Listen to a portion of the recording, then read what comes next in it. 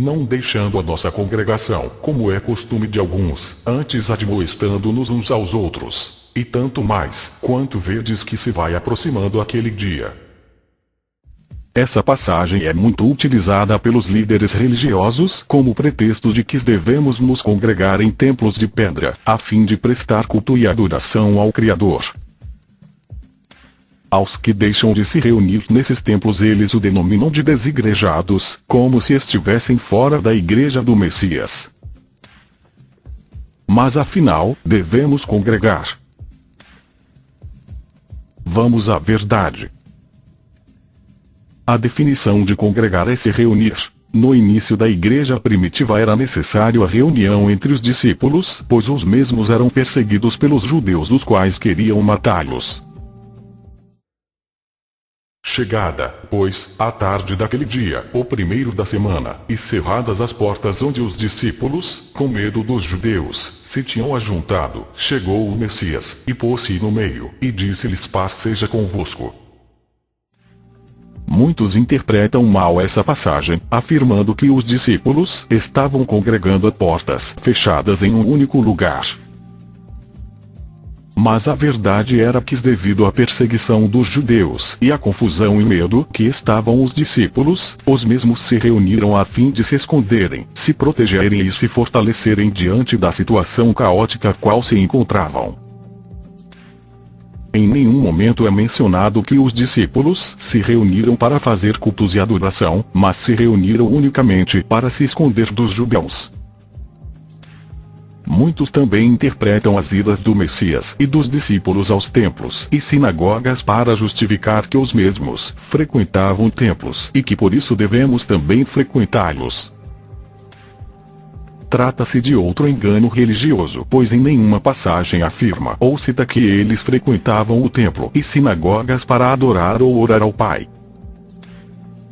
A verdade é que tanto o templo como as sinagogas eram os locais públicos mais frequentados da época, portanto era o local ideal para se levar a palavra. Tanto o Messias como os discípulos frequentavam o templo unicamente para ensinar a palavra ao povo e não para orar ou adorar ao Pai, tanto que diversas vezes foram expulsos e presos nesses templos. O templo de pedra nunca foi morada do Pai e nem local para o adorar. Seu verdadeiro templo é nosso corpo, o corpo humano, criado à imagem e semelhança do Pai, onde seu espírito, o sopro de vida, habita. Disse-lhe o Messias: mulher, crer-me que a hora vem, em que nem neste monte nem em Jerusalém adorareis o Pai. Mas a hora vem, e agora é, em que os verdadeiros adoradores adorarão o Pai em espírito e em verdade. Porque o Pai procura a tais que assim o adorem. O Pai é espírito, e importa que os que o adoram o adorem em espírito e em verdade. Outra passagem erroneamente ensinada é sobre a expulsão dos comerciantes do templo. E estava próxima a Páscoa dos judeus, e o Messias subiu a Jerusalém. E achou no templo os que vendiam bois, e ovelhas, e pombos, e os cambiadores assentados.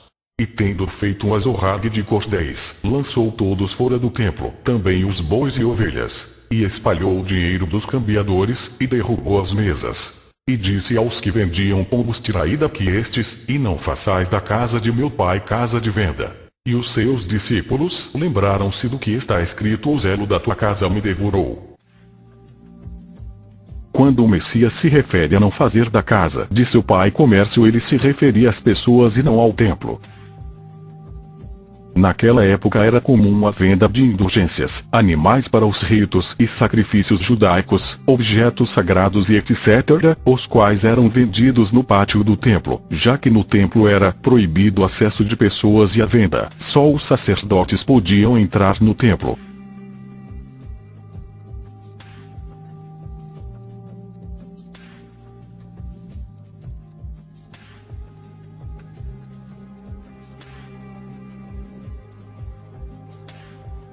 E Messias condenou esse comércio da fé, assim como é praticado hoje. Ao expulsar os vendilhões, ele quis mostrar que o culto a seu pai era unicamente pelo Espírito e não por meio de objetos sagrados, indulgências e ritos religiosos.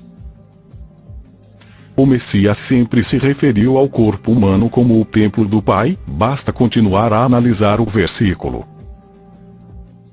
Responderam, pois, os judeus, e disseram-lhe que se não nos mostras para fazeres isto. O Messias respondeu, e disse-lhes: derrubai este templo, e em 3 dias o levantarei. Disseram, pois, os judeus: em 46 anos foi edificado este templo, e tu levantarás em 3 dias. Mas ele falava do templo do seu corpo.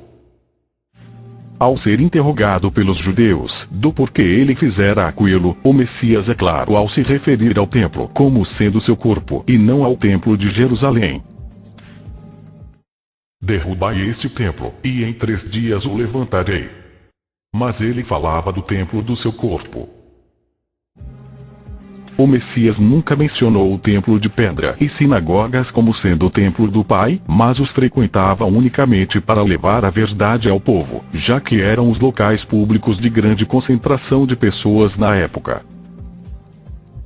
Não existe nenhuma passagem afirmando que o Messias orava ao Pai no templo de pedra, mas sim sozinho em oculto.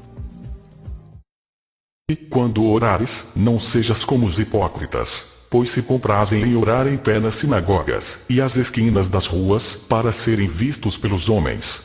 Em verdade vos digo que já receberam o seu galardão. Mas tu, quando orares, entra no teu aposento e, fechando a tua porta, ora a teu Pai que está em secreto. E teu Pai, que vê em secreto, te recompensará publicamente. Nosso mestre não ensina a orar em templos, mas sim em oculto, no nosso quarto. E, despedida a multidão, subiu ao monte para orar, à parte. E, chegada já a tarde, estava ali só. E, levantando-se de manhã, muito cedo, fazendo ainda escuro, saiu, e foi para um lugar deserto, e ali orava. E, tendo-os despedido, foi ao monte a orar. Não há nenhuma passagem bíblica citando o Messias orando ou adorando no templo. Com o crescimento da igreja primitiva por todas as regiões, veio a necessidade de várias reuniões estas que tinham por finalidade o planejamento, se deliberava entre os discípulos como e onde anunciariam a palavra, assuntos de observância de leis, preceitos, escolhas de representantes e cargos. Alguns, porém, da seita dos fariseus, que tinha crido, se levantaram, dizendo que era mister circuncidá-los e mandar-lhes que guardassem a lei de Moisés. Congregaram-se, pois, os apóstolos e os anciãos para considerar este assunto.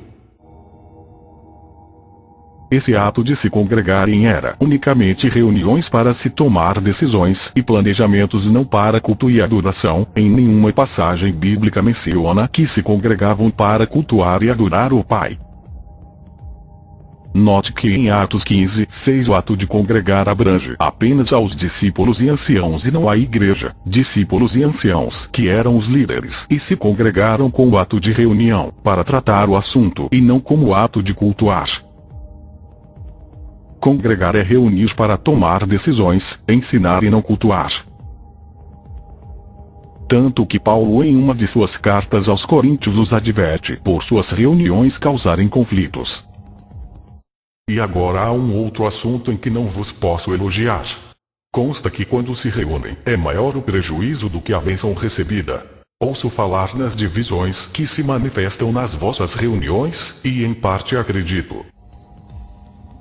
Continuando a passagem, Paulo os adverte para que reúnam para comer em suas próprias casas, a fim de que apenas os necessitados participem da ceia, provando assim que o ato de congregar era por finalidade de prestação de ajuda e ensinos e não para ser igreja, cultuar e adorar ao Pai. Afinal, quando se juntam, não é para participar na ceia do Mestre, é para tomarem vossa própria refeição. E assim cada um procura servir-se sem esperar por repartir com os outros, de tal forma que uns não comem o suficiente e outros excedem-se. Não poderiam vocês comer e beber cada um na sua casa segundo a fome que tiverem, de forma a evitar esta vergonha para a igreja e a humilhação que representa para o pobre ter que se retirar sem comer? Que esperam vocês que eu diga sobre isto? Não contem que venha elogiar-vos. Mas, e congregar como igreja, a que se refere? A igreja primitiva crescia, mas era cercada por muita confusão. Isso porque era formada por convertidos do judaísmo e paganismo. Esses membros se enchiam de dúvidas de como seguir o caminho do Messias, já que foram enganados pelos preceitos judaicos e cultos pagãos. As dúvidas e questionamentos eram muitas, e para se resolver esse problema se faziam reuniões, congregação, entre a igreja, os membros, a fim de debaterem sobre a palavra, sobre a abolição das leis judaicas e dos cultos pagãos.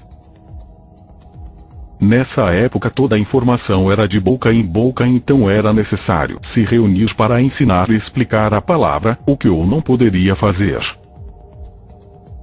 Além do mais, nosso Pai dava a cada membro através do Espírito dons diferentes. A um cura, outro falar línguas, outros interpretar, e etc., a fim de edificar e fortalecer a igreja. Daí era necessário se reunirem para trocar conhecimento, interpretações de escrituras, ensinar e etc., tudo para edificar a igreja. Não se engane, em nenhuma passagem nas Escrituras diz que se congregavam ou se deve congregar para louvar e adorar o Pai, pois isso fazemos no nosso interior pelo Espírito e pelas obras. O congregar mencionado pelos discípulos é totalmente diferente. Se refere a se reunir para a troca da palavra e conhecimento, já que naquela época não existia livros, tudo era no boca a boca. Havia dúvidas dos que se convertiam, pois o engano do judaísmo e paganismo era muito forte, necessitando de muito ensino da palavra, e para isso se reuniam, unicamente para levar a palavra, esclarecimentos e planejar. Qualquer ato que você faça de se reunir em um local para ensinar a palavra, trocar conhecimento é um ato de congregar, mas não quer dizer que é esse local onde nosso Pai habita ou que só se congregando que seremos igreja. Isso é uma mentira ensinada pelos líderes religiosos. Congregar é um ato físico, trocar informações, ensinar, repartir e não um ato espiritual. Não somos igrejas por congregar, e sim porque somos o templo vivo do Pai. Individualmente cada um de nós somos pedras vivas e membros de um corpo que é um Messias, e esse corpo é a verdadeira igreja, nosso corpo onde o Espírito do Pai habita. Formamos uma congregação espiritual, independente de onde estivermos, se estamos sozinhos ou não, pois é o Espírito do Pai e a fé no Messias é que nos une. Vos também, como pedras vivas, sóis edificados casa espiritual e sacerdócio santo, para oferecer sacrifícios espirituais agradáveis ao Pai pelo Messias. Outra mentira ensinada pelo sistema religioso, de que a igreja é um templo físico de pedra, e que devemos congregar em tal lugar para encontrar com o Criador.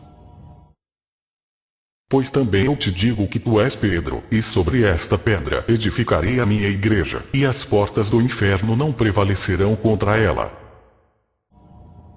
Nesta passagem o Messias deixa claro, ao se referir ao corpo de Pedro como sendo igreja, Pedro é tradução de pedra, rochedo, e sobre esta pedra, no corpo de Pedro edificarei minha igreja. Na religião católica ensina que foi Pedro que fundou o catolicismo, o que é uma grande mentira, já que o catolicismo foi fundado por Constantino no ano de 325, onde o mesmo criou o Concílio de Niceia, promulgou os ritos, os textos canônicos e se tornou o pontífice máximo. Como Pedro fundou o catolicismo se o mesmo foi criado há mais de 200 anos após sua morte? Sem falar que não é mencionado nenhuma igreja católica em Apocalipse por ocasião das cartas às 7 igrejas.